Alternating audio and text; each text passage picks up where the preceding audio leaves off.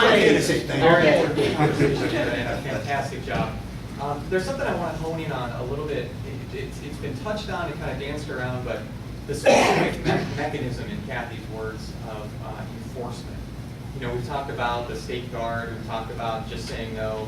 There's been a few other things that have kind of been touched on, but then the reference was also made to the even just the threat of the no-fly zone.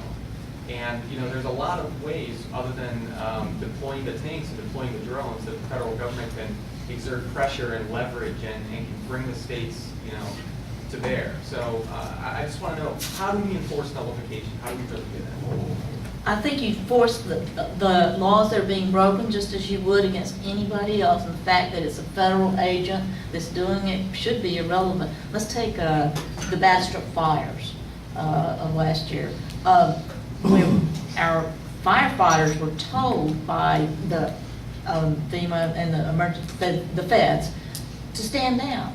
Firefighters came all over Texas to help fight that fire, and the feds told them to go away. Well, if we had a good constitutional sheriff there, and if our governor had been running around trying to become president, then they would have got down there and they said, no, feds, we'll handle this. If we need your help, we'll call you, but you stand down. And if you don't, you are interfering with firefighters and other officers doing their duty, and we have laws against that. And you'll be arrested, and you'll be taken to jail, and you'll be prosecuted. And if you're found guilty, you'll be incarcerated. The fact that you're employed by the federal government is irrelevant. And of course, the feds think that they are immune from these things, so they're saying, no, you're in Texas, and we're applying Texas law and Texas remedies to this. And then you see whether they back down or not. But at some point, I think you've got to follow through and actually put some fed in jail. Well, and I think you didn't specifically mention this, but you've got the problem of federal funds. So the federal government's not the only one that's broke and living on borrowed time. Many states and municipalities are also broke. Have become dependent on federal dollars. It's part of that budget. So this is a real problem. This comes up a lot. There's been talk. No one's actually done this yet, but states have talked about, you know, is there a way we can escrow those funds and only send them on to the federal government for certain constitutional purposes, you know, different things like that, different ways to try to prevent the federal government from withholding those federal funds. I think the most important thing that a state can do in this realm is what, like the state of Utah did, which they passed a piece of sound money legislation, which has different aspects of how gold and silver can be used, legal tender, but I think what's actually happening in the background is the state of Utah is sort of building their own sovereign wealth that is not attached to the Federal Reserve note. And I know a lot of times we think that we're going down the tubes, you know, in 12 months, we don't have any time, but what can happen is that the state of Utah can get to the place where if the federal government says, we're not going to give you any more of these Federal Reserve notes, they say, well, they've actually devalued to the point that we don't care, and we have our own sovereign wealth, thank you very much. So I think that's why that is somewhat important. Thank you. Kurt, did you intend that question for the entire panel or just Ms. Glass? Yeah, it was just a general question for whoever Okay, wanted to then Just one other follow-up on that, what Kathie was stating. The federal government actually has done that in lots of states. It wasn't just Texas fires. They did it in Arizona. They did it just recently last year in New Mexico. They tell local professional firefighters, albeit some of them volunteers, but very professional, know what they're doing, well trained, they can't help put out the fires. Now, if we can't get any more insane than that, and our own government said, we're here to help you, but we're not going to let your fires stop. You know, we're going to guarantee the perpetuity of the fires. You know, that's how crazy, and yet we keep electing all these idiots that let this continue. Mr. Stutz, do you want to add something? Well, Kathie actually stole my thunder, so. Next question. I think Mr. Rowland had his hand up. John Rowland, Constitution.org. I'd like for each of the members of the panel to define nullification. It's easy to throw the word around, But let me suggest that it is not simply making a resistance gesture, that it is what happens when law enforcement abandons its effort because they're not getting the cooperation they either cannot proceed without or cannot do so without great expense or risk. Do you agree with that, and can you elaborate on it? Thank you. I think that's a pretty good definition at its core. Pretty much it's noncompliance with unconstitutional federal acts.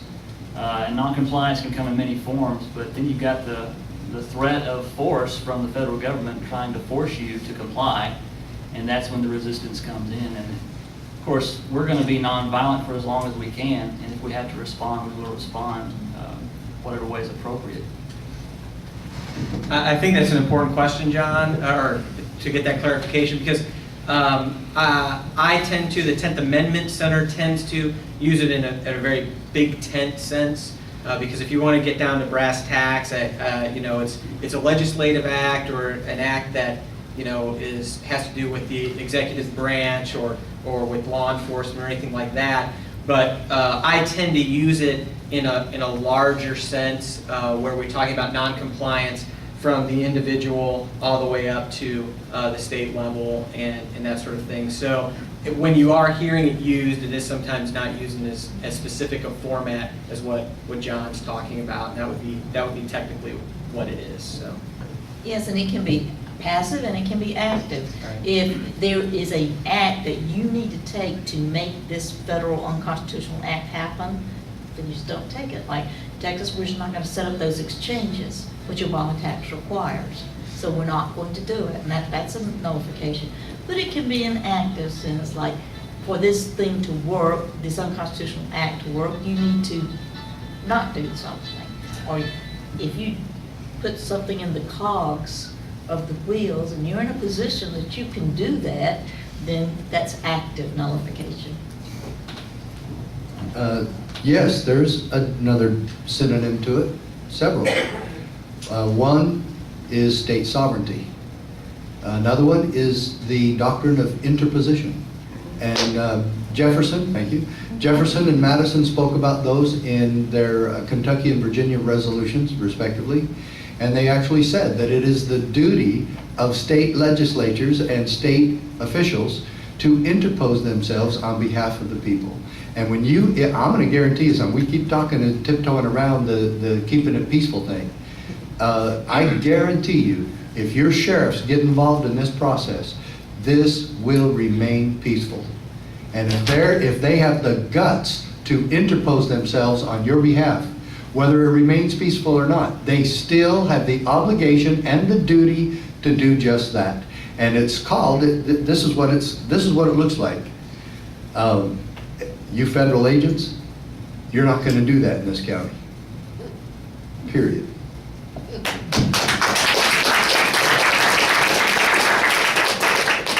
The man in the yellow windbreaker. Yeah, backing up a bit, this is for the whole panel. What do we do about the fact that a substantial portion of people in this country would rather be taken care of than be free? Well, I don't think it takes a majority. It didn't take a majority. I mean, how many people were at the Alamo? It certainly wasn't a majority. I bet Roger Gary knows exactly. But, and 86 were killed.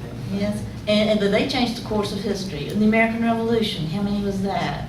A third at most, actively doing. So we don't have to wait until we have won over public opinion for this. And I would say we can't wait. So we just have to band together and do something, and just showing that there is something we can do, that something that can have an effect, can be what turns other people around and says that they're not resigned to their fate if they see some course that has this type of potential. I think it's the tireless, irate minority that gets things done in this country. Yep. Small groups, and actually, you know, you get some small groups that form coalitions with other small groups, and you have a pretty massive group then. But the tireless, irate minority is really what gets things done.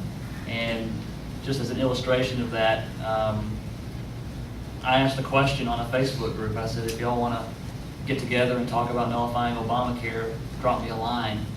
And one person responded out of that particular group, and then from her efforts, we got a big group going. We got like 400 and something members in the group right now signed up to help us. And it just, you know, using social media, went from a very small group to a pretty large group. And it's just amazing how the grassroots does work. I wanted to say real quick on that because it was kind of about the entitlement system and, you know, voting. Well, I mean, it's cool. It's all relative. But Chalmers Johnson, I think, said this one time about, I think, the American Empire. But things that can't last forever don't. And the bottom line is like the entitlement. We're underfunded by like 2 times the GDP of the entire world or something like that. You know, it's like totally insane. It can't go on, right? So I think the real question is, I don't know that we're going to be able to get enough people convinced to win the argument. I think it's about what happens when the entitlement system fails. What happens when it begins to be evident that people aren't going to get what they thought they were going to get? Do we have enough educated people to sort of step into that vacuum and begin to say, hey, there's another alternative other than more centralized power. There's another alternative than the path that got us to where we're at right now, which is the fact that we're heading into a collapse. And so I think it's the fact that it's going to collapse under its own weight is the only way that's going to change. And we need to be prepared for that. I don't know what that's going to ultimately mean. And I also will say that if we get a third of the sheriffs, even close to a third of the sheriffs doing this, we're going to win.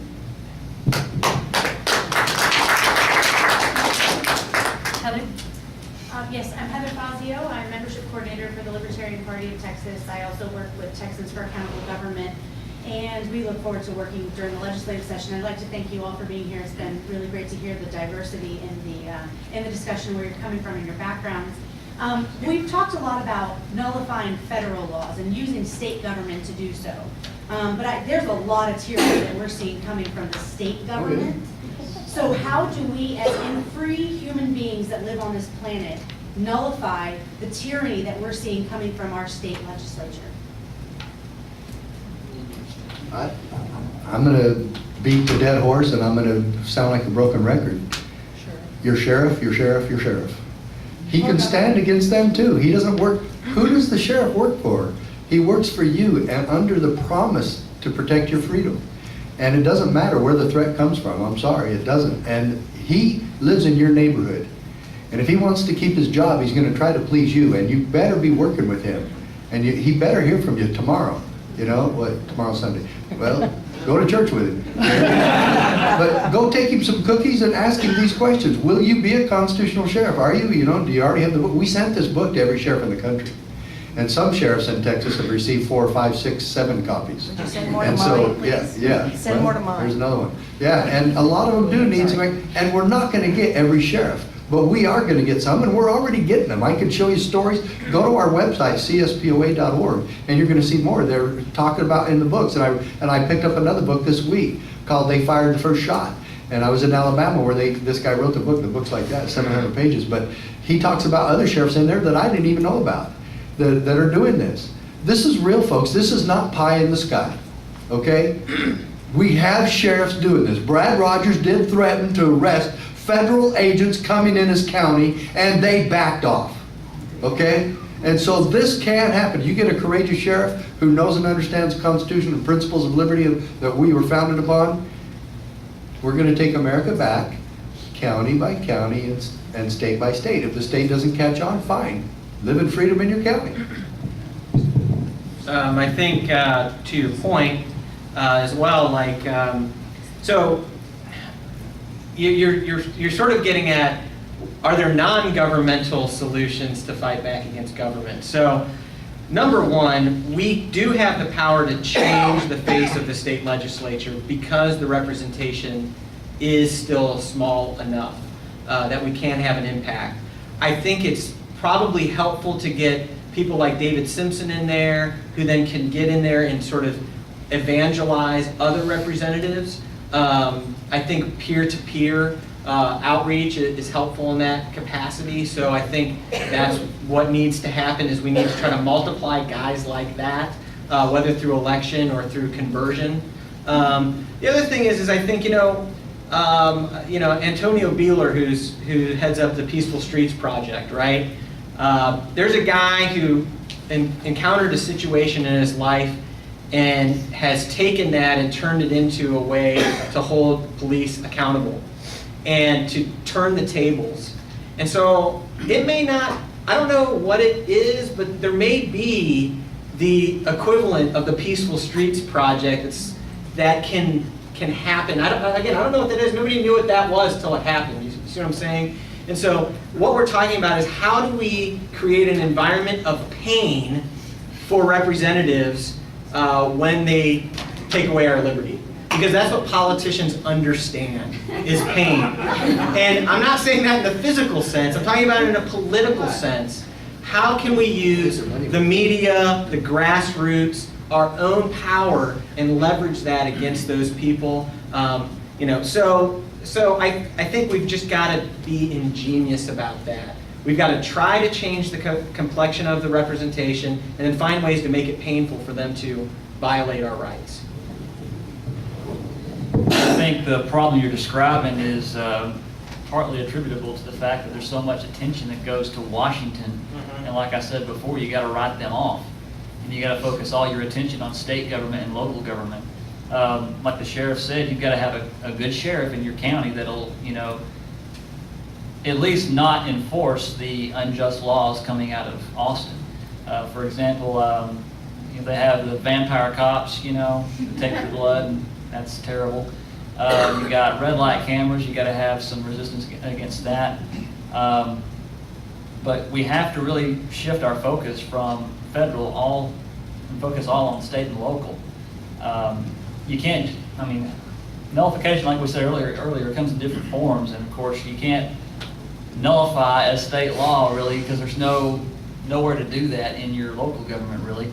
But you can passively not comply with it and have a sheriff that's worth a darn to back you up. So. Well, I don't know that you can't nullify a state law. This isn't a question, Heather. We've got a Texas Constitution. If we just are nullifying unconstitutional federal acts, well, hey, that's what our Constitution's for. But I agree that for a while it might be that we're working on, as a state, to try to be the balance against the federal government. But once we get this muscle built up and strong and vigorous, I don't think we're ever going to let it go flabby and get out of shape again. So once we're finished with the feds, it's like, don't you mess with me, state of Texas. That's right. And so I think that can happen. Once we find in this habit, this mindset, I don't think it's going to go away. Right now in Texas, MAD, Mothers in Truck Driving, is trying to get back to where we can do roadblocks. It's against the law in Texas. I was proud as heck of Texas on that. I'm against them. They're wrong. They're Nazi-ish. That's exactly what they are. They're Gestapo tactics. And so if it passes in Texas, because MAD really pushed for it, then the sheriff of this county can say, well, we're not doing them here. He still can. I told my deputies not to write fines and citations for people wearing seatbelts. It's on my website. You can see it yourself. We never did. I never did in 20 years of law enforcement write one single ticket for a seat. And these sheriffs know. Listen, folks, they are the ones that will decide what is and what is not enforced in your county. Yeah, that's good. Thank you. You had your hand up for a while. Are you I did. done? No, but my name is Mark Tippett. I was Travis County candidate for Travis County judge last go around. I have two questions. The first one is for Kathie. Are you going to run again? I decline to answer it this time. The second one is a bit more complicated. I get asked a lot about the nullification issue, what it is, how it works, how the mechanics of it work. And I've been kind of doing a layman's job of explaining it. I would like if the panel could explain it to me. This is how I've been explaining it, and I'm sure I'm way off, is that the state legislature must pass a bill saying, we will not honor and we nullify this federal bill, act, mandate, whatever. And then if the federal government comes in and arrests somebody for violating that law, here's where I get stuck. Who protects me? Because as what they point to is an issue that happened in Montana, where a guy was growing marijuana for medicinal purposes, and I'm sure you all know what I'm talking about. And it was, he even brought the governor in, he brought the news media in, and everybody was just applauding his deal. Federal government came in and now he's in prison probably for life. Who protects the individual once a state nullifies, and I know it's the sheriff, that much is, but would the state have enough teeth to say, federal government, get the heck out of here, we've nullified this? And is that question for the whole panel? It's for the whole panel, yeah. Okay. Or whoever can answer it best for me, and that's. Well, I think I should give everyone a shot. I will ask that we try to keep it brief, because as you saw, we have a lot of people who want to ask questions. Can I make a quick, and this would be 30 seconds. I did want to say that, I haven't been in Texas really that long, two and a half years, but like in Ohio, they and I believe in Seattle and I'm not sure, or in Washington State, Colorado, ballot initiatives are used in many states to do these type of things. So with Obamacare in Ohio last November, they amended the Constitution in the state of Ohio that made the individual mandate, null and void. So it's not just the legislature. If there's a ballot initiative process, that can also be used. So I just want to mention that. And who would protect the people from Ohio when the federal government? Let me hand that off, says- and let me hand that off. Let some other people talk, and I can address it if they don't. Well, I agree, that it's not just one way, there may be ways that we haven't thought of yet. Yes, the legislature can pass a law or a resolution. Missouri, I remember, did it by referendum of the people. I think the governor can make a proclamation or an executive order that this act violates existing state law, and that we expect that's going to be prosecuted. So, but I think it does take some sort of official pronouncement from the state in some way that says this is our stand, puts the people on notice that you better not do this because we have laws. Most of these things that we're talking about, there are laws that exist, and you can just apply the penalties that go with that law as far as the enforcement mechanism. Now it's up to the county DA and the county sheriff to actually and the local law enforcement to prosecute those laws, but that's where it gets started. And I think that what I want Clint to talk about, I hope, is what is in his bill to put teeth within that bill, so that this is something that we need to know how it's going to be enforced. But I think it does start with some sort of proclamation that we take this stand. Now, these other random acts of nullification, it's just things that could just come up, like things that the county sheriffs have been doing, or other people, county clerks, that says, no, you can't file that in my county, because they see that it's not consistent with their understanding of the Constitution. So these things can come up randomly, but to get it going on a wide-scale basis, as a practical matter, I think it does take an executive or some way that the state of Texas can say, this is what we're going to do, and beware, don't do this in our state. I think in general, to have the most protection for an individual, you gotta have, number one, a constitutional sheriff, and number two, a governor that's gonna actually, send the word down from on high that this is the law in the state, that it shall be enforced this way. And, from local and county law enforcement and state law enforcement. That's the only way to get the ultimate protection for an individual in the state. So if a federal agent comes in, tries to take someone to a holding cell somewhere in that state, they're not going to have a very easy time of it, because our law enforcement is going to take care of it in a different way. But specifically on the bill that we've been working on, we have a mechanism. It's Tom Glass has been invaluable to our working group. His idea was to set up roadblocks for the enforcement of the taxes. And I'm sorry. It's more of a metaphor, but so we're going to set up roadblocks for IRS agents. We're going to take their blood. Oh, and test okay. it. Find it. We like those. Find any blood. Just arrest them as soon as they cross the line. But we have made it so that they have a different process to go through to file a notice of federal tax lien or to execute levies in Texas. And if they don't go through that process, they are subject to a Class B misdemeanor. And basically, it's preliminary procedures before they can file a lien or execute a levy. If they don't go through the preliminary procedures, they have not followed our law. And currently in the law right now as it stands, there is a procedure set out for how and where they can file a notice of federal tax lien. We just added something to it above where it starts. So we did make it a Class B misdemeanor, and if they don't follow our procedures, they're going to get in trouble. And we have to have an executive, and we have to have a sheriff and local law enforcement that are going to follow our law. Okay, real quickly, ask yourself what you're asking, and what all of you need to ask the same question. Constitutionally and technically, who enforces the 10th Amendment? Yeah. The federal government? Who enforces state sovereignty? Are you really waiting for Barack Obama to pick a state sovereignty czar? That's probably not going to happen, folks. That is ours. That belongs to every person in Texas. You, we the people. This is our government. Those are the first three words of the Constitution. We the people. And then you have other local officials. Every local official is responsible to protect and defend state sovereignty, local autonomy, and states' rights. Ask yourself, ask any attorney, ask anybody in government, who is in charge, constitutionally and technically and lawfully, of defending, protecting, and preserving the 10th Amendment and state sovereignty. Don't ask a lawyer.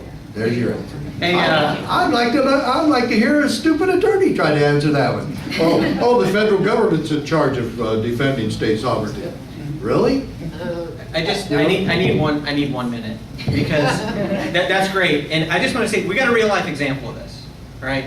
And we tell this story in the movie Nullification, but in the 1850s, Joshua Glover was a runaway slave from St. Louis. He went to Illinois, and the fugitive slave law was a federal law that said you had to return runaway slaves. So that owner went up there, got a guy, they busted in, they took him, they got him put into jail in Wisconsin, okay? And the people of Wisconsin, they got mad. There was a newspaper man who ran his printer and put flyers out there, and 5,000 people went to that jail and busted him out. What did they do?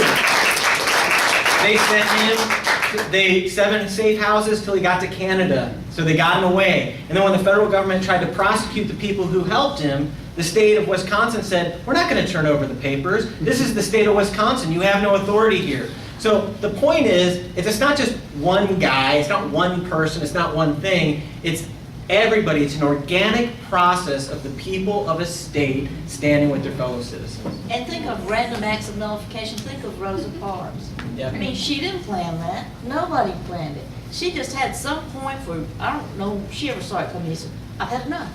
I've had enough. I'm not going to comply. She was a constitutional scholar. It's just in her gut. She said, this isn't right, and I'm not doing it anymore. Well, that's no. We should have never heard of Rosa Parks.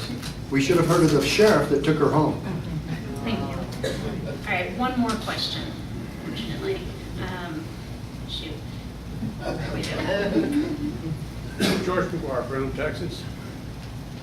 It's been a long time since the states have gone together and evaluated the job that the federal government is doing. Huh.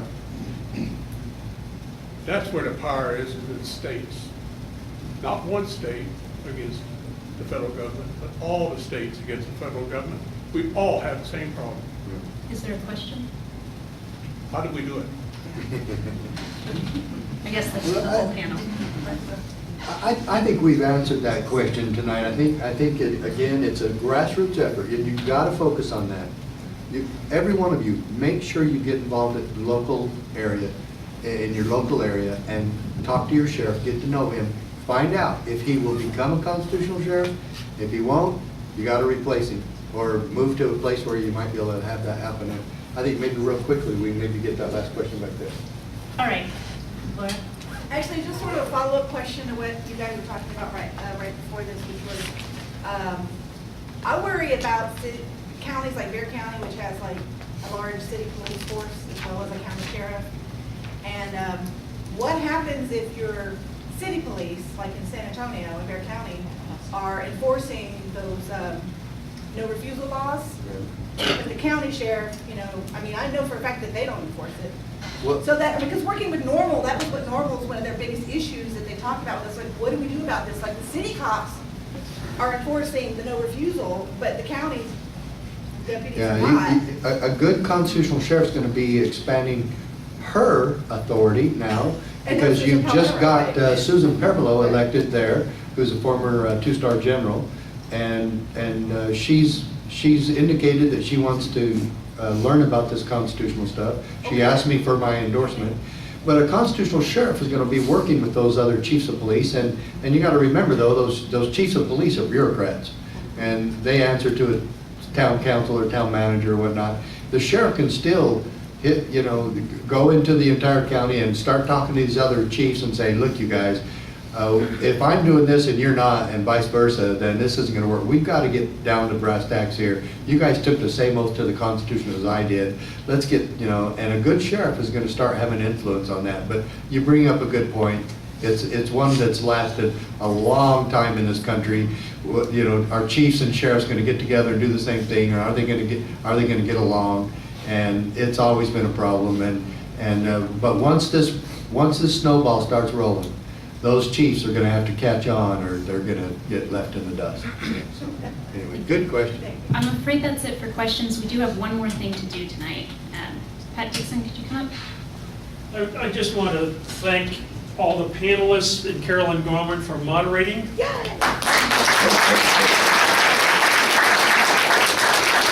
also want to thank Jim Stutzman. Are you in the room? He's not in the room, but he kind of arranged this thing, so I want to thank him as well. I hope you enjoyed tonight, and I hope you'd like to see more of these. This was something we started a few months ago to try to have more of these forums and have an opportunity to discuss issues like this, and we'd like to continue it. But we didn't pay for this room tonight, and we're hoping that we can have your support to keep doing this. So Heather back here, if you'd like to make a donation so that we can keep doing these kinds of forums, keep doing the activities that we do, Heather has donation forms. I'd ask you to support us. And that way we can keep this thing going and work on important issues like this. So I just want to thank you for being here tonight. Please consider supporting us tonight so we can keep doing this work. Thank you.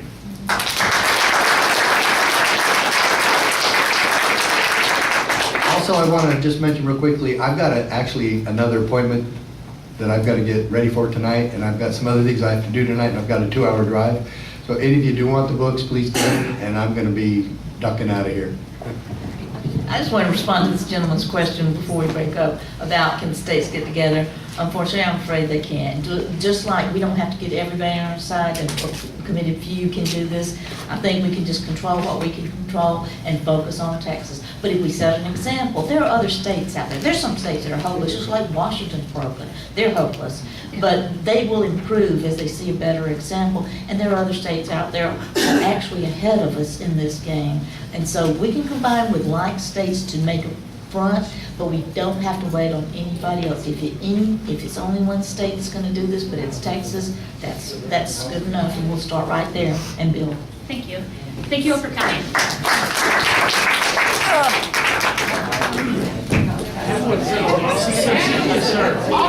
Yes.